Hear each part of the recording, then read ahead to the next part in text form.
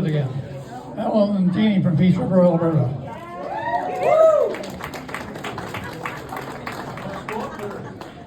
Come on up. Oh, way to go up.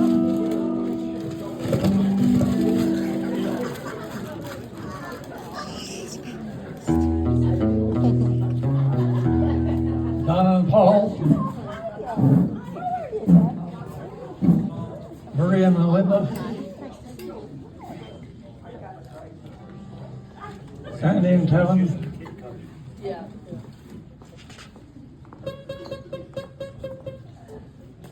Angela. She's not here. I'll keep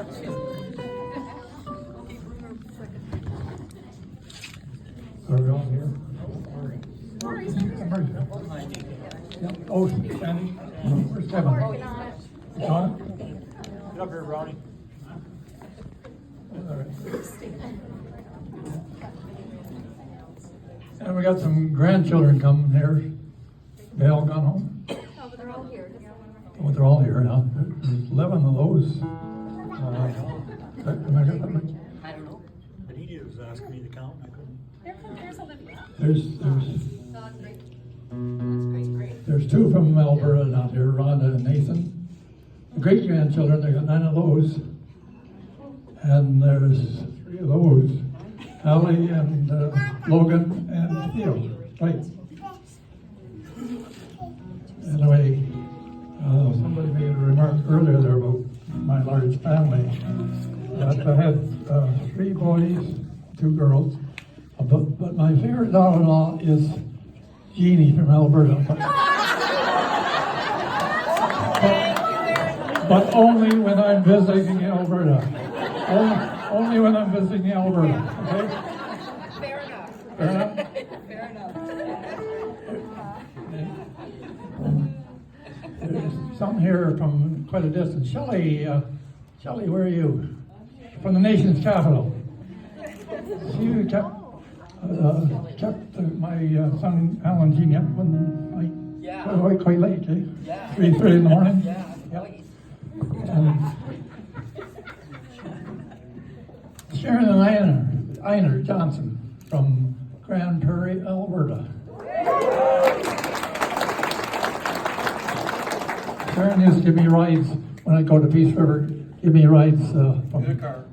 In a car from Peace River to Grand Prairie to catch the plane, right, Sharon?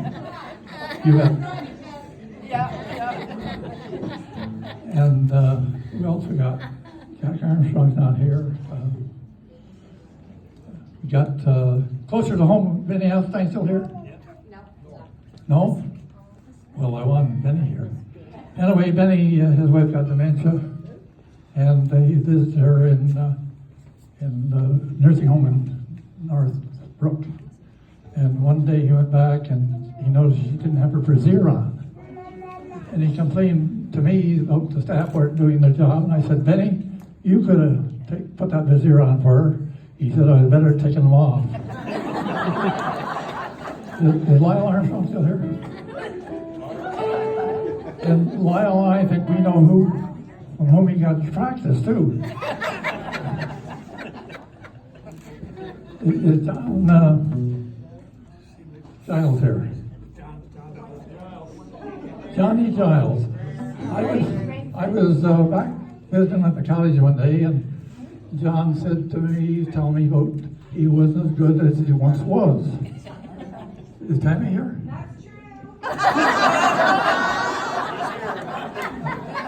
Tammy said he wasn't even good once.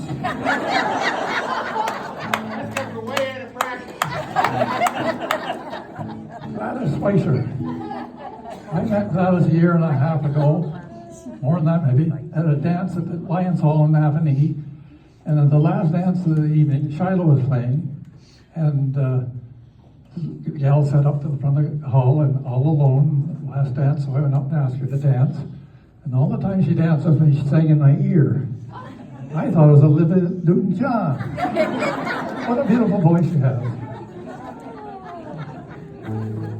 And who else we got here? The Kitchener gang. Yeah. Andy and Mickey Sobchuk, and Mickey's daughter Rosie, and her friend Andrea. We got Peter Fisher, all the way from London with his daughter Gracie and her partner Selina. Selina? And who else have I got here? Steve, of course. Steve, he used to live in Kitchener, but he now lives in Old Hungerford Road near Stokoe. Right, Steve? Good old Stokoe. Yeah. Carolyn, of course, my sister-in-law Carolyn, she lives in Brona. And Robin, the daughter Robin. Yeah. I better refer some notes here. Hey. What? Is John Patterson here? In the corner. Well, John told me that Linda called him a male chauvinist. And he said he wasn't a damn bit of chauvinist. His mother was one, he married one, and he thought every kitchen bedroom should have one.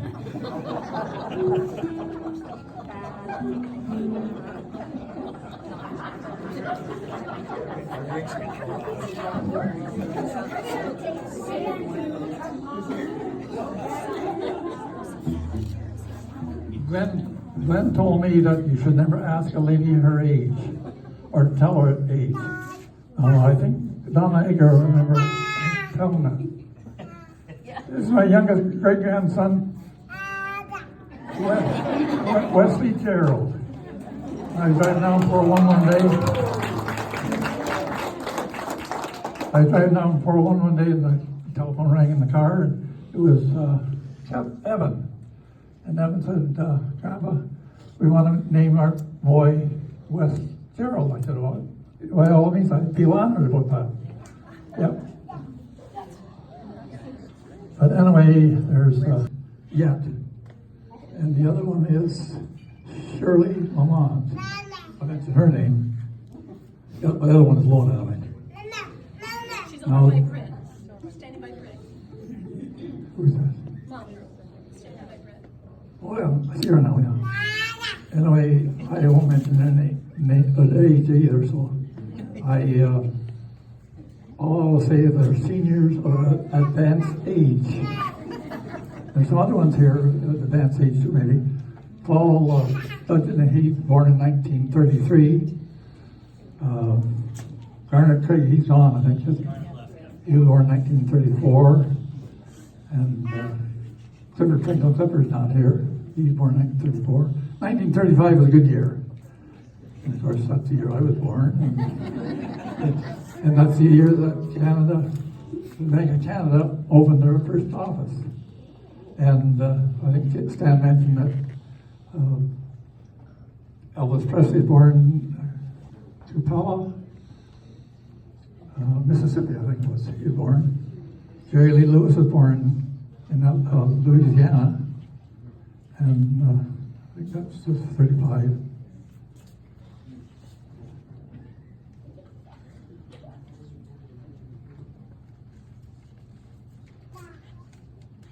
Everybody would know Queen's Hotel except Lyle Armstrong. He never knew that was. Anyway, I met some beautiful ladies at the Queen's Hotel. I call them the dancing ladies. And no, they're not the ladies that you'd see at the strip club. But David Pringle, you're still there, right, David? David said he did visit the strip clubs. And Lyle Armstrong told me that's where he met Janet.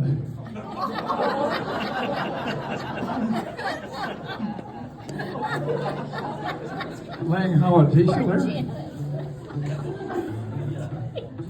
Lang gone? Anyway, Lang, he liked school teachers, he told me. And the reason he liked the teachers was he dated one early on in his early years, and he said if you didn't do it right the first time, you had to do it over and over again until you get it right. And Bill Castleman. Bill, what an entertainer he is. We went to Cuba in 2005, and it was 7 days of fun, frolic, and laughter. Bill, he had every afternoon at the resort we were staying, he entertained these young school teachers from Ottawa. But anyway, Bill will remember this, the old Bell telephone operators. You remember that? Anyway, the old phone, we had a phone at home hanging on the wall. You'd crank it. Our ring was 19 ring 5 Newbert. And Lily Town would say, 1 ringy ding, 2 ringy ding. Ours was 5 ringy dings.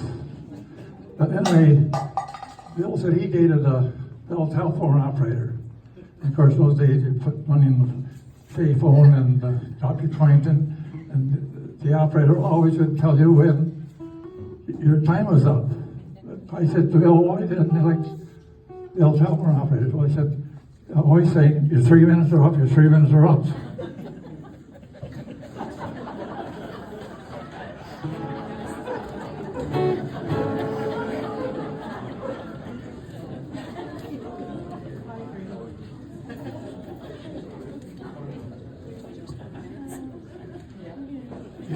You've heard about these stories you can't repeat here, but Roy Weiss, I think he told this one, and Roy wouldn't tell a story that couldn't be told here. But it goes like this. 2 fishermen went fishing, they returned home each night. The first day, one fisherman fishing off the one side of the boat all day, he caught all the fish, the buddy caught nothing.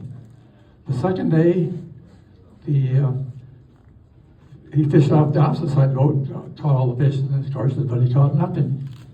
And so he asked at the end of the day, he said, how do you know which side of the boat to fish off? Well, he says, I wake up in the morning, and my wife's lying on the right side, I fish off the right side of the boat. If she's lying on her left side, I fish off the left side. And he asked, well, what happens if she's lying on her back? He said, that morning I don't go fishing.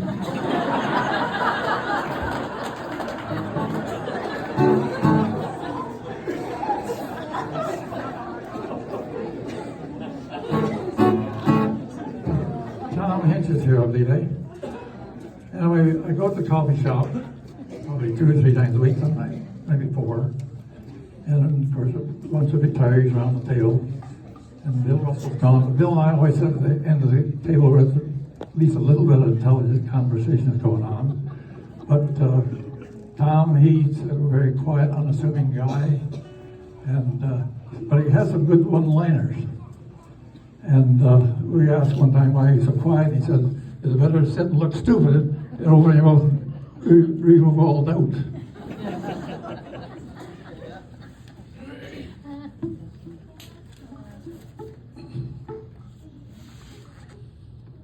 Anyway, we lived through the best times, best generation. You quit your job in the mid-morning, in the afternoon you'd have another one. So if I have any regrets, I think it was the fact that I didn't spend enough time with my family when they were young. I had to work 2 jobs to survive. And I worked for the CPR, and my job has become redundant. And because of the centralized train control, I used to hoop the orders to the train day engineer and to the caboose. And on a single track railway, they had to meet somewhere and copied all the meets. The dispatcher would give me the order and I'd hoop it on the train. But when they put the centralized train control in, I had to get a different job. We lost all our jobs as telegraph operators. So I went to Stan Hasseltine. He worked in the Human Resources Office at the time. And I went to Toronto. He said, come on in. He said, I won't interview, but I got the job anyway. And anyway, that's how I started with the railway. But when I lost that job, I started with the Ontario government as a driver examiner.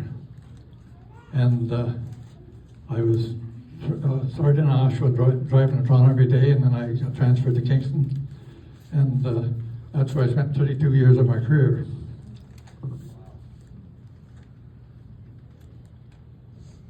But I forgot at the coffee shop, Lincoln, my friend Lincoln's here. I can't see you over there, Lincoln.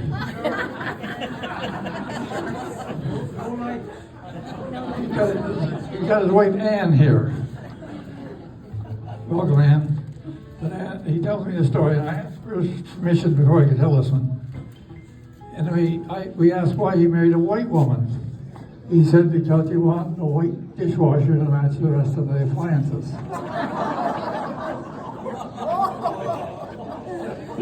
And one morning we were in the coffee shop, and John Dowling, he can confirm this. Cattle drover come in, they parked in the parking lot with a load of cattle going to Horde Station. And John asked him if he had a room for a black Angus bull. And Arnold Mangan was his name, right?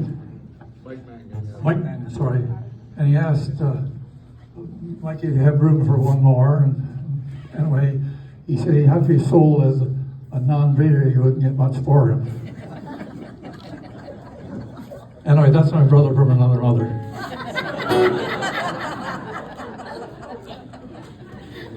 If I've offended anybody here today, I beg a humble pardon. If I accept my apologies. You'll have to stop. I'll have to. Yeah, I got that backwards. I want to thank the organizer of this party. I think it was Donna Ben. Was you were the main organizer. I want to thank the bar service, Navy Bar Service. Quite a number of people. Freddie Brown, of course, and the band. How would we go on applause for Freddie Brown and the band? Al Collin, he's from Hammerstyle. He sailed on the new ferry here today. Skated over. Okay. And of course, Freddie. I met Freddie Brown in Toronto. I was on a project that I worked, and I was in Toronto for a few days and staying at the Chelsea Inn. And we had the boardroom in Queen's Park. And I walked back to the hotel one night, one afternoon, and there was, walked in the lobby of the hotel, and there sat Freddie. Freddie had just delivered a load of calves to London Stockyard. And here he sat in the lobby of the hotel with these striped overalls, and I think a bit of stain on boots, had lumps on them too, delivering this load of calves to the stockyards. And they'd thrown them out of the bar, tried to get in the bar. So I walked in and got him a drink, and we've been friends ever since. And the reason he was there, his wife was coming up with this change of clothes to stay in for the weekend. Is that correct? Anyway,